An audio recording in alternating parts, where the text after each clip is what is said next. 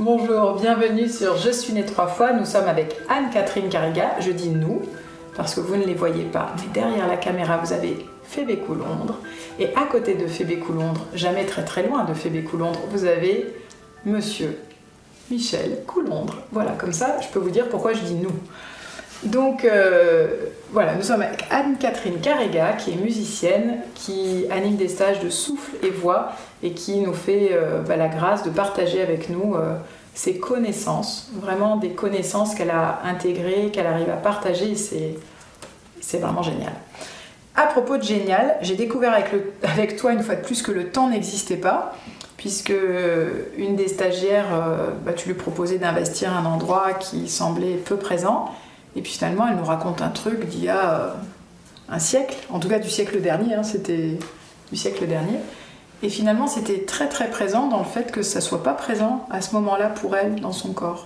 Tu rencontres des gens comme ça où finalement, l'espace-temps, il est toujours là, quoi. Enfin...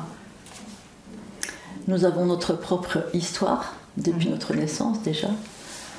Et puis nous portons effectivement les mémoires de notre généalogie, et puis peut-être aussi d'autres incarnations si nous croyons ces choses-là. En tout cas, moi je le vérifie tout le temps. Et quelque part c'est magnifique de pouvoir débusquer, si je puis dire, des mémoires... qui sont, c'est pas pour débusquer des mémoires, mais c'est parce qu'elles sont limitantes pour notre vie actuelle. Ça, tu as pu le voir, le repérer. Oui, elles sont limitantes ou elles sont même quelquefois vraiment empêchantes. Donc, castratrices, si on veut. Oui, pour certains. Donc c'est important de pouvoir mettre en lumière ces choses-là. Et la conscience permet cette mise en lumière ? Alors ça arrive, moi je ne suis pas pour y aller forcément, mais je veux dire, j'accueille ce qui arrive en fait. Et souvent, il y a des choses qui arrivent même à l'insu de la personne, elle ne le sait pas 2 minutes avant, et puis tout d'un coup il y a quelque chose qui arrive, une mémoire qui arrive, comme ça, qui traverse son esprit, ou elle dit « Ah mais je pense à ça, tiens ça me fait penser à ça », ou... Du coup, Anne-Catherine, tu nous disais qu'il y avait cette histoire de mémoire de temps et par rapport à la mémoire qui est débusquée mais qui se présente en fait. Qui se présente. Ce que j'entends, c'est parfois ça nous fait peur si quelque chose nous revient, ou ça peut faire peur alors que finalement, en le trouvant, ça peut le dénouer. Bien sûr, bien sûr. Moi, il y a des personnes qui me disent « Ah, j'ai plus envie... Mais c'est pas pour y retourner, c'est pour dénouer. C'est pour dénouer. C'est pas du tout pareil. Non, c'est pas pour débusquer, comme je le disais tout à l'heure, débusquer pour débusquer, c'est pas le problème. C'est parce que ça nous dérange, ça nous empêche dans notre vie actuelle. C'est ça qui est... Donc, et quand ça arrive à la conscience, on le traite. Je pense à tous les gens que tu as dû croiser, parce que moi j'en croise au cabinet, donc je me dis toi encore plus, puisque tu en as encore plus qui ont dû te dire moi je chante pas parce que quelqu'un m'a dit tais-toi, ou t'as pas une jolie voix, ou tu chantes faux, hein. Ça, alors là, faux, stink. Tu dois en avoir eu plus. Il y a même des gens qui viennent exprès pour ça. Ah, ils chantent faux. Ils me disent je viens parce qu'on m'a toujours dit que je chantais faux, et puis j'ai envie de chanter quand même. Et alors ? Ou pas. Personne ne chante faux, ça n'existe pas. C'est dur, hein. C'est-à-dire, en fait, quand nous chantons faux, quand je dis ça, j'exagère bien sûr, mais chanter faux, ça veut juste dire être perturbé. Ah oui. Ça veut dire que c'est une perturbation mentale, c'est un stress, c'est de l'anxiété, c'est des choses comme ça. Mais dès que nous arrivons à rééquilibrer quelque chose intérieurement, le son devient juste. Alors, je ne dis pas que ça se fait miraculeusement en une fois, bien sûr. Quelquefois, oui. Parce que quelquefois, c'est presque rien. Et des fois, c'est juste une autorisation, en fait. Parce qu'il y a eu ce traumatisme de l'instituteur qui a humilié la personne. Tu parles souvent de l'humiliation. Je parle souvent de... C'était intéressant, à un moment, tu nous as expliqué, je veux bien que tu réexpliques, parce que c'est vraiment, je pense, fondateur et fondamental. L'idée d'être composé d'eau Et que ça... Je trouvais que c'était très juste par rapport à... En fait, quand j'ai lu le bouquin de Emamoto... Masaru Emoto. Masaru Emoto, voilà, je ne sais pas, oui, c'est autre chose. Je me suis dit... J'ai eu une prise de conscience, je me suis dit, effectivement, notre corps est composé essentiellement d'eau.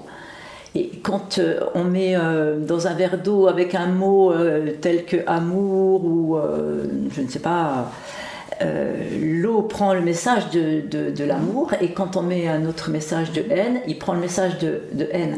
Donc je me suis dit, mais effectivement, quand des parents ou des instits ou des profs ou etc., ou même des copains, parce qu'il y a aussi des enfants qui sont harcelés par exemple, reçoivent des messages de haine, des messages d'humiliation, t'es pas comme il faut, t'es pas comme ci, t'es pas comme ça, etc., ça vient perturber l'eau qui est à l'intérieur de notre corps.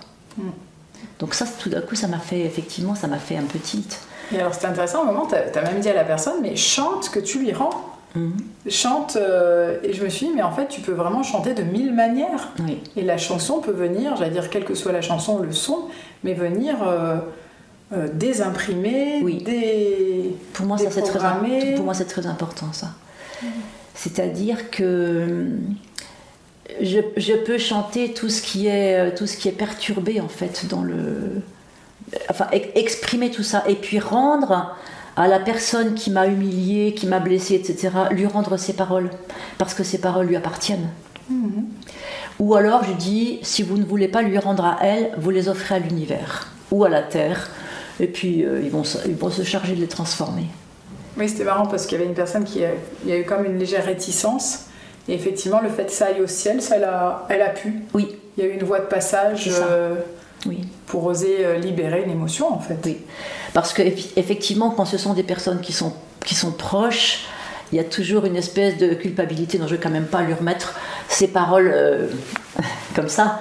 Donc le fait de dire tu envoies à l'univers ou tu envoies à la terre, ça permet de libérer, et puis en même temps, voilà, c'est plus tranquille.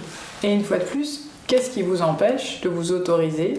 Ben voilà, ça c'est vraiment du pratico-pratique. Moi je trouve personnellement, je trouve ça vraiment très pratico-pratique d'oser. J'ai beaucoup aimé parce qu'à un moment il y a quelqu'un qui a vraiment vécu une colère et tu lui as dit ok, bah vas-y. Puis à un moment tu la transformes en chant. Et je me suis dit mais punaise, dans la vie, si nous pouvions... Alors j'ai quand même beaucoup de patients qui osent me dire moi je chante dans la voiture, c'est ma soupape. Oui. Donc ça vient bien clairement dire les choses bien quand sûr, même. Bien sûr. Ça fait soupape. Mais finalement ça pourrait faire partie encore plus de la vie. J'ai vu, il y a des playlists, ça me donne toujours un peu de ce qui se passe dans le social. Donc il y a ceux qui chantent dans la voiture, puis il y en a qui me disent ah bah moi sous la douche. Mais c'est intéressant, c'est pas des lieux anodins, c'est quand même des lieux de transition, de nettoyage, aussi parfois de rassurance. Voilà. La voiture, c'est un lieu de rassurance. Personne ne va m'entendre. Ben oui, c'est ça, c'est une matrice. Et donc c'est. Tout à fait. La question c'est est-ce que c'est possible de chanter ailleurs? Tu vois, est-ce que c'est possible de s'autoriser finalement? Moi j'ai eu l'impression que plusieurs fois tu donnais cette autorisation. Vas-y, ose. Oui, ben oui, parce que nous n'osons pas. Nous sommes quand même pétris de peur dans l'ensemble. Et je crois que nous avons vraiment à oser exprimer ce qui est au fond de nous, quoi. C'est parler vraiment en vérité de ce qui nous habite. Et là, ça donne vraiment une voix. En tout cas, il y a quelque chose qui s'exprime et c'est important. Alors ça m'a beaucoup perturbé. En tout cas, ça m'a interpellée. Si je fermais les yeux, même quelqu'un que je connaissais bien, quand tu le faisais chanter, je pouvais ne pas reconnaître la personne. Tellement c'était des sons que j'avais jamais... finalement, j'avais jamais entendu la personne chanter en vérité son être. Mais parce que nous sommes bien plus grands que ce que nous croyons. Et même ce que nous laissons voir. Et ce que nous donnons à voir, bien sûr. Il y a une dimension en nous qui est une dimension d'illimité quelque part.